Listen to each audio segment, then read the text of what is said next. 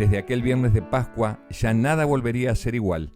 En la hora del sacrificio de la tarde, la tierra tembló y con un ruido desgarrador, el velo interior del templo que separaba el lugar santo del Santísimo se rasgó de arriba abajo por una mano invisible.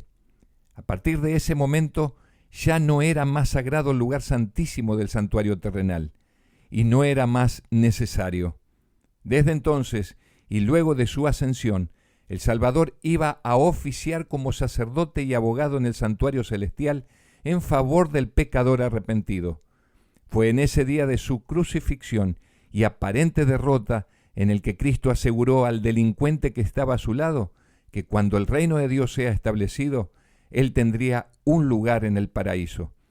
Esas palabras de perdón dirigidas al ladrón arrepentido encendieron una luz que brillará hasta los más remotos confines de la tierra en el corazón de todos aquellos que miran a Cristo como su Salvador. Pero quiero recordarte también algo muy llamativo que ocurrió momentos después en la vida de un centurión romano.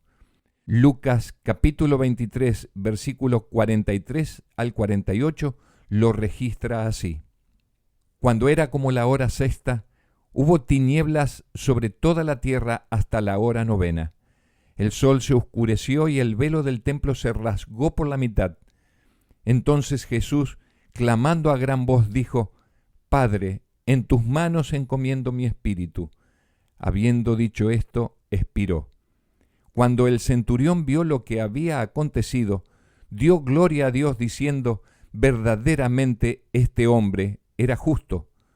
Toda la multitud de los que estaban presentes en este espectáculo, viendo lo que había acontecido, se volvían golpeándose el pecho. En el cuerpo magullado y ensangrentado que pendía de la cruz, el centurión reconoció la figura del Hijo de Dios.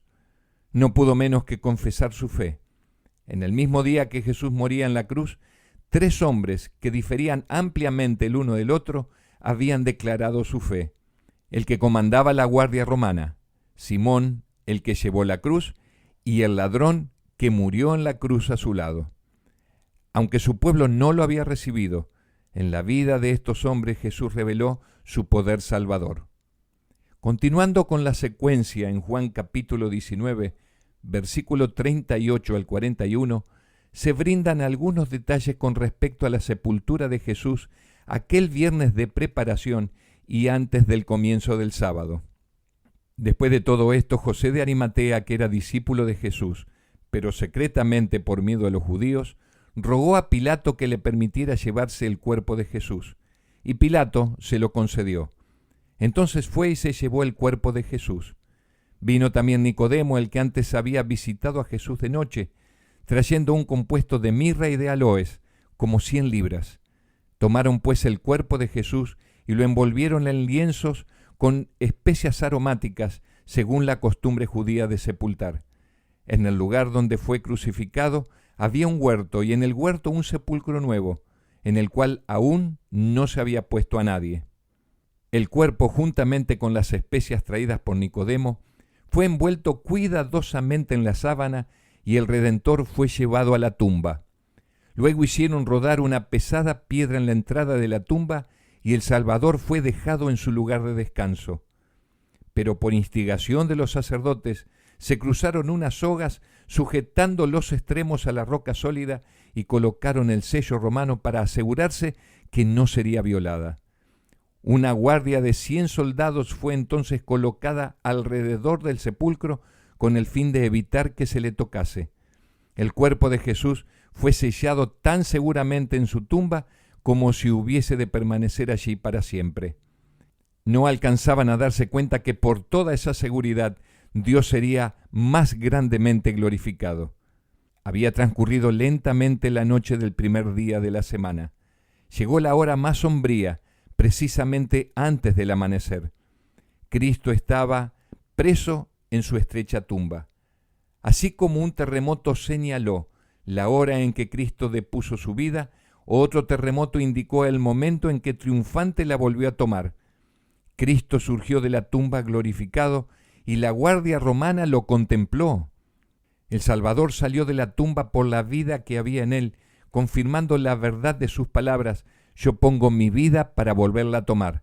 Y sobre la tumba abierta de José, Cristo proclamó triunfante: yo soy la resurrección y la vida.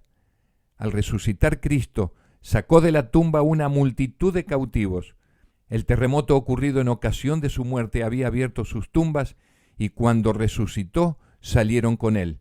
Fueron resucitados para vida eterna y ascendieron con él como trofeos de su victoria sobre la muerte y el sepulcro. Las noticias de la resurrección de Cristo conmocionaron a Jerusalén. Los soldados fueron testigos de lo ocurrido, pero por miedo y ambición ocultaron la realidad de los hechos. En la mente de todos aquellos que participaron de su aborrecible condena, nunca más se habría de desvanecer lo que hicieron. Nunca más volvería a sus almohadas el sueño apacible. Fuera del relato bíblico que en poco tiempo fue llevado por los discípulos a los lugares más remotos de la tierra, no hay relatos históricos de cristianos, romanos o judíos que discutan ya sea la muerte de Jesús o su entierro.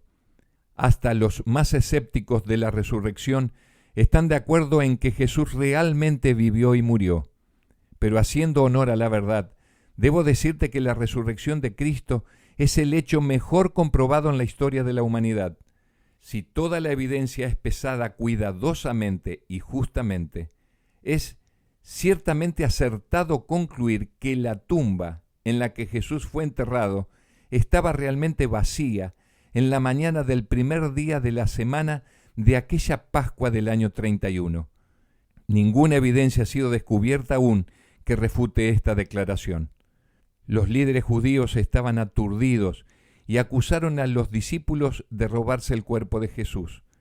Pero los romanos habían asignado a una unidad de guardias bien entrenados para vigilar la tumba las 24 horas.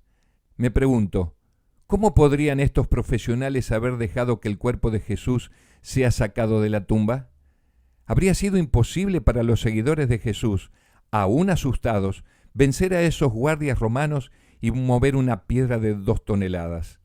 Sin embargo, la piedra fue movida y el cuerpo de Jesús desapareció.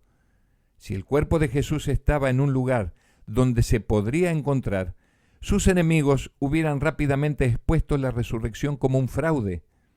Con un evento tan bien publicado como fue la resurrección de Jesús, ¿no crees que es razonable que un judío, un romano, un testigo ocular o un antagonista habría registrado para todos los tiempos que él había visto el cuerpo de Jesús? El silencio de la historia es ensordecedor cuando se quiere encontrar evidencias en contra de la resurrección. Así que, sin cuerpo de evidencia y con una famosa tumba claramente vacía, es más razonable aceptar la evidencia de que el cuerpo de Jesús desapareció de la tumba. Jesús desapareció de la tumba porque resucitó. La resurrección de Cristo le dio sentido a la predicación de sus discípulos. La resurrección de Cristo dio sentido a la muerte como mártires a millares de ellos. Y la historia se vuelve a repetir en la realidad de una tumba vacía y en la seguridad de las palabras de los ángeles que aparecieron junto a los discípulos cuando lo vieron que subía al cielo. Galileos, ¿por qué estáis mirando al cielo? Este mismo Jesús que ha sido tomado de vosotros al cielo, así vendrá como lo habéis visto ir al cielo. La historia se repite cuando los hijos de Dios renovamos nuestra esperanza en esta promesa. Antes de despedirme, te hago un ofrecimiento. Si deseas estudiar la Biblia, mándame un mensaje por WhatsApp o Telegram dirigido a Roberto Pinto en el siguiente número: 3492 30 49 78.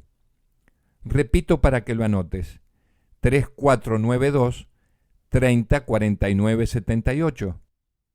3492 30 49 78. Será un placer atender tan linda inquietud. Dios te bendiga y cuide.